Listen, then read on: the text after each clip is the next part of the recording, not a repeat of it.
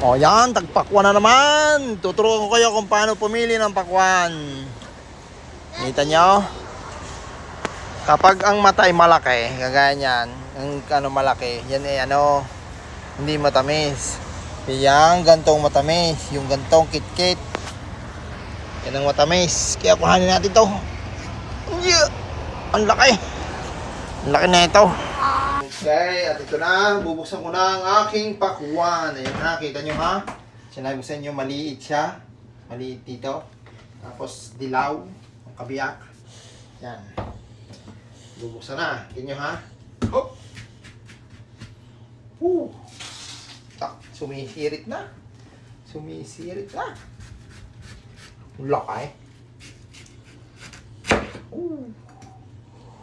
Ay, nakaw. Ay, bulaw. Ay, lugay. Ay, bulaw. Ay, nakaw.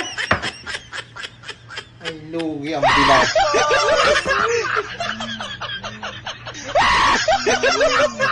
Tayo na.